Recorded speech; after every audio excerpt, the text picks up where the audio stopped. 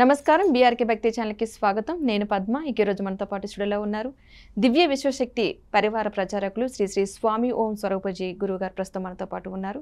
ఆయన అడిగి మనకున్న సందేహాలన్నింటిలో కూడా నివృత్తి చేసుకునే ప్రయత్నం చేద్దాం. నమస్కారం గురుగారు. శుభం తల్లి. గురుగారు, చాలా మంది చనిపోయిన తర్వాత ఆత్మలుగా తిరుగుతున్నారని అంటారు కదా, నిజంగా అలా ఆత్మలుగా తిరుగుతారా? ఆత్మలకి శక్తి ఉంటుందా? ఉంటే అవి ఏమైనా చేయగలవా? బాగుందమ్మా, మంచి ప్రశ్న, చాలామంది తెలుసుకోవాల్సిన ప్రశ్న. ఆత్మలకి ఈ బాడీలో ఉన్నప్పుడు లిమిటెడ్ పవర్స్ ఉంటాయి. కట్టుదిట్టమైనటువంటి శరీరానికి సహకరించడానికి వీలైనటువంటి కార్యక్రమాలు ఉంటాయి. కాబట్టి వాటి పవర్స్ ఈ శరీరంలో ఉన్నప్పుడు ఓన్లీ ధ్యానం వల్లే బయటకు వస్తాయి. ధ్యానం ముచ్చతే, తపస్సు ఇలాంటివి చేసుకుంటే ఈ శరీరంలో ఉన్నప్పుడు కూడా పవర్స్ సంపాదించగలుగుతుంది, ఉన్న పవర్స్ని పెంచగలుగుతుంది. సందేహం లేదు. చనిపోయిన తర్వాత అది ఫ్రీ బర్డ్ అయిపోతుంది. అప్పుడు అన్ని శక్తులు ఉంటాయి. అంటే ఉన్నవే అప్పుడు ఇంకా ప్రకటితం అయిపోతాయి. ఇప్పుడు బాడీలో ఉన్నప్పుడు రిస్ట్రిక్షన్స్ ఉంటాయి దానికి. ఎందుకంటే తల్లిదండ్రులు, వాళ్ళ కోరికలు, ఈ యొక్క ప్రకృతి, ఈ పంచభూతాలు ఇవన్నీ కొన్నిటికి లింకప్ అయి ఉంటాయి. అందుకు కూడా అలా ఉన్నా కూడా మనం గొప్పగా ప్రవర్తించవచ్చు. ధ్యానంతో, ఉపాసనతో అలా కూడా చేయొచ్చు. చేస్తే ఈ బాడీలో ఉన్నప్పుడు కూడా మీకు దివ్యత్వం వస్తుంది, దివ్యశక్తి మీకు వస్తుంది. ఇందాక కూడా అదే చెప్పా, దివ్యశక్తి మీకు ప్రసరణ జరుగుతుంది, దివ్యాత్మ అయిపోతారు. అంటే మీరు గతంలోది మిమ్మల్ని మీరు తెలుసుకోవడం, మీ యొక్క సంపదను మీరు తీసుకొని అనుభవించడమే, సింపుల్గా చెప్పాలంటే. అలాగే ఇక్కడ కూడా దివ్యాత్మలు లాగా ఇక్కడ చనిపోయిన తర్వాత అవి ఫ్రీ సోల్ అయిన తర్వాత 11 రోజులు ఇక్కడే వారి పరిసర ప్రాంతాల్లో ఎక్కడైతే జీవించి ఈ యొక్క శరీర ధారణ చేశారో అక్కడే ఉంటాయి. తర్వాత వెళ్ళిన తర్వాత ఈ పంపకాలు ఇవన్నీ ఉన్నాయి. అంటే సబ్జెక్ట్ చెప్పచ్చు అది కూడా. అప్పుడు అది ఊర్ధ్వలోకాలకు వెళ్ళేటప్పుడు దాని అనుభవాలను తోడు తీసుకొని ఏమేం చెయ్యాలో సూక్ష్మ రూపంగా వెళ్ళి, అంటే సూక్ష్మ రూపాలు వేరే ఉన్నాయి, కారణ రూపాలు వేరే ఉన్నాయి, కారణ దేహాలు ఉన్నాయి, కారణ శరీరాలు ఉన్నాయి, అవన్నీ ఉన్నాయి. మామూలుగా సూక్ష్మ రూపం ఇదైన తర్వాత ఈ స్థూల రూపంలోంచి అది మారిపోతుంది. ఆ ప్రయాణాలు వేరే. వాళ్ళకి 1 ఇయర్ది మనకు ఒక రోజుగా లెక్క ఉంది.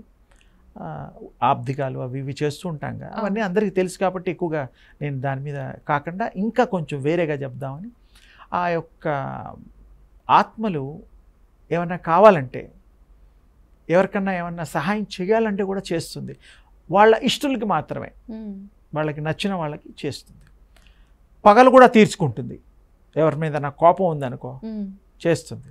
వాటి మూలానే ఈ సినిమాల్లో అప్పుడప్పుడు చూపిస్తూ ఉంటారు. అంటే చాలా రేర్ అవి. అందరూ చేస్తే ఈ ప్రపంచంలో ఎవరు ఉండరు. ఎవరికి మోసాలు, ద్వేషాలు ఖచ్చితంగా జరుగుతున్నాయి. నిజంగా అయితే అప్పుడు కోర్టులు శిక్షలు ఉండవు కదా, ఆత్మలే తీర్చేసుకుంటే పగలే కదా బాగా. అందుకని అలా కాకుండా వాటికి నొప్పి, బాధ కలిగేవి కొన్ని క్యారీ చేసినప్పుడు అప్పుడు అది ఇలాంటి పనులు చేస్తుంది. అదర్వైజ్ ఇలాంటి ఎవరి జోలికి రాదు, చిన్న చిన్నవన్నీ వదిలేస్తుంది. దాని ప్రయాణంలో నెక్స్ట్ బర్త్ ఏమిటి, ఎక్కడెత్తాలి, ఎలాంటి పనులు చేయాలి, ప్లానింగ్ ఉంటుంది దానికి. బర్త్ రావాలి అంటే దానికి కర్మలు మిగిలితేనే బర్త్ వస్తుంది. ఇక కర్మలు లేకపోతే బర్త్ ఉండదు. ఎందుకు చేయడానికి ఏం లేనప్పుడు, పని లేనప్పుడు ఏం చేస్తుంది? హాయిగా రెస్ట్ తీసుకుంటుంది. అలాగే అది కూడాను రిటైర్మెంట్ కాదు. అదేంటంటే దానికి ఏదన్నా ఉంటే ఊహ, థాట్లో, క్యారీలో, సంకల్పంలో ఉన్నప్పుడు తప్పకుండా అన్నీ చేస్తుంది. కొన్ని సంవత్సరాలు జన్మ అక్కర్లేదు అంటే తీసుకోదు. 100 సంవత్సరాలు వచ్చు, 200 సంవత్సరాలు వచ్చు, ఎన్ని సంవత్సరాలనే దాని ఇష్టం. చాలామందికి దాంట్లో అనుమానాలు ఉన్నాయి. చావంగానే ఇంకో చోట పుడుతుందని. పుట్టచ్చు, పుట్టకపోవచ్చు, దాని ఇష్టం. ఇప్పుడు మీరు ఇష్టం ఉంటేనే మా ఇంటికి రావచ్చు, మాకు ఇష్టం ఉంటేనే మీ ఇంటికి రావచ్చు, అది మా ఇష్టం. స్వవిషయం, సెల్ఫ్ థింకింగ్. ఆత్మలు కూడా సెల్ఫ్ ఇది ఉంటుంది, అధికారం ఉంటుంది. అందుకని దాని ఇష్టం. దీని మీద పెద్ద తర్జన అక్కర్లా. దాని ఇష్టం ఉంటే అలా చేస్తుంది, దాని ఇష్టం వచ్చినట్టు చేస్తుందమ్మా. వేరే వాళ్ళ ఆర్డర్స్ లేవు దాని మీద. Free soul.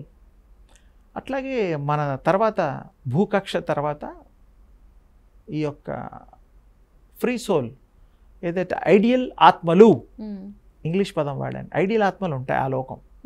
అక్కడ మన ప్రేయర్స్ అవి ఇవి దాన్ని బట్టి అవి ఎందులో గర్భం దాల్చాలో, శరీరం తీసుకోవాలో అవి నిర్ణయిస్తాయి. తల్లిదండ్రులు శరీరాన్ని పంచుతారు, కండలు అవి ఇవి పోలికలు జెనెటిక్గా ఏవేవైతే సంక్రమిస్తాయో సంప్రాప్తిస్తాయో అవి డిఎన్ఏ మనకు తెలుసు. అందుకని 7 తరాలు 3 తరాలు ఇలా చూస్తుంటే ఒకప్పుడు 21 తరం కూడా చూసిన వాళ్ళు ఉన్నారు. ఇప్పుడు మనకు 3 తరాలే గుర్తులేదు. అందుకని ఏమిటంటే ఆత్మ చాలా శక్తివంతమైనది, అజరామరమైనటువంటిది. అది అన్నీ చేయగలుగుతుంది, కోరుకున్నవి సాధించగలుగుతుంది. ఆత్మలు కూడా యోగం చేస్తాయి. మన మానవుల రూపంలో ఉన్నప్పుడు ఎలాగైతే ధ్యానం అవి ఉంటాయో అది కూడా ప్రక్షాళన చేసుకోవడం కోసం, పరిశుద్ధాత్మ అవ్వడం కోసం అవి కూడా కొన్ని కార్యక్రమాలు చేసుకుంటాయి.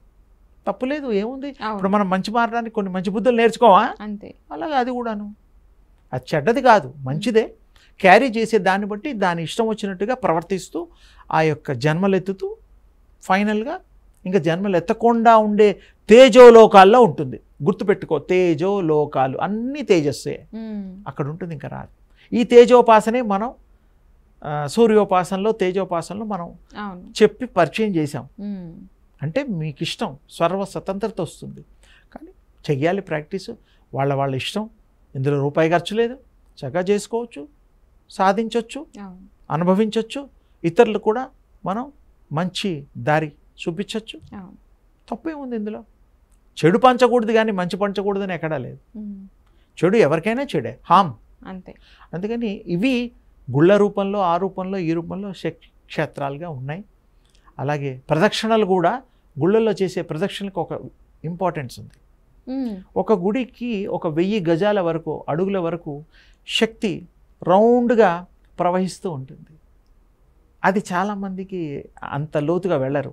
ఒక శక్తి ఆంజనేయ స్వామిని కానీ, అమ్మవారిని కానీ, రాముడిని కానీ ఊళ్ళలో స్థాపన చేస్తారు. దాని ముందు 6 రోజులు 8 రోజులు కార్యక్రమాలు ఉంటాయి. శక్తి ధారబోసి అప్పుడు దాన్ని యంత్రాలు అవన్నీ పెడతారు. ఆ మహిమ, ధ్వజస్తంభం మహిమ 1000 గజాల వరకు, అడుగుల వరకు ఉంటుంది. అందుకనే ప్రదక్షిణాలు చేయడం కోసం అందరూ కూడా నామం చెబుతూ ప్రదక్షిణం చేస్తూ ఉంటారు. అంటే ఈ ప్రదక్షిణం చేసేటప్పుడు, ఆ నామం చేసేటప్పుడు పాదాలు అరికాళ్ళల్లో ఎండ్స్ ఉంటాయి, చివరి సహస్రారం మొదలు అది చివర.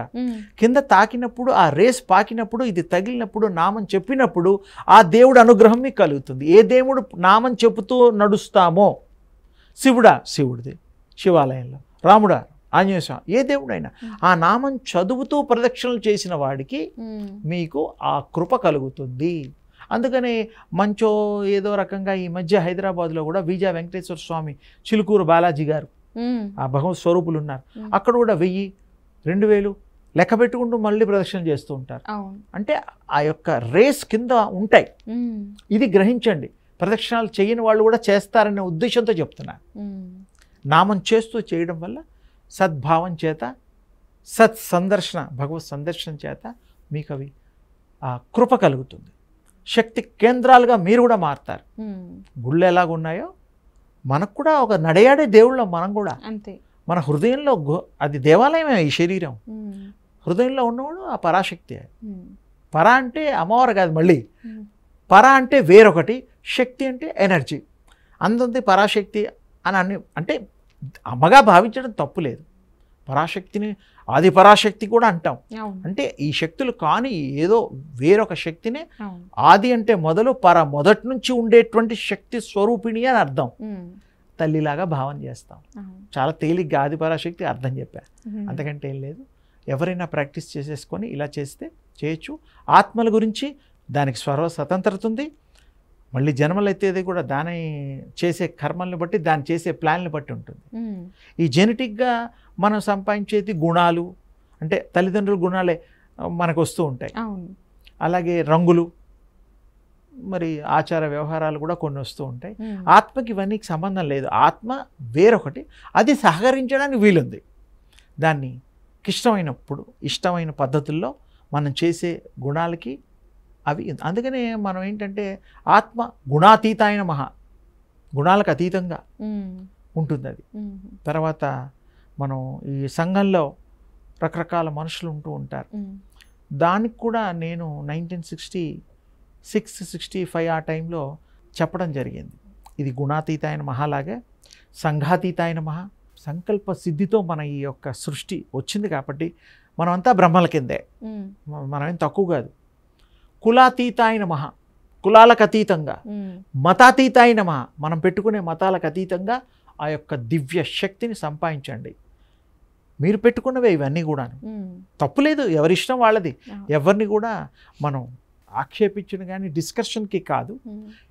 సంఘం ఉంది కాబట్టి, నడుస్తుంది కాబట్టి, ఎవరికి ఇష్టం వచ్చేటట్టు వాళ్ళు ఆచార వ్యవహారాలు పాటించవచ్చు, తప్పులేదు. అన్నిటికీ అతీతంగా ఉండేదే ఆ యొక్క దివ్య శక్తి. దాన్ని మనం పట్టుకుంటే, ఏ ఒక్కటి తెలుసుకుంటే అన్నీ తెలుస్తాయో, ఆ అన్నిట్లో ఆ ఒక్కటి సర్వత్రా వ్యాప్తి ఉందో అది మీ సొత్తు అవుతుంది. అలా ప్రాక్టీస్ చేయండి, అనుభవించండి, పొందండి. ఆత్మలు మంచి ఆత్మలుగా, విశ్వాత్మలుగా మీరు ఆ యొక్క రూపాన్ని ధరించవచ్చు. ప్రాక్టీస్ చేస్తే, సాధన చేస్తే తప్పకుండా ఈ బాడీలో ఉన్నప్పుడే ప్రాక్టీస్ చేసి మీరేంటో తెలుసుకోండి అని నా ఉద్దేశం. అదనమాట. మంచిది తల్లి, శుభమస్తు.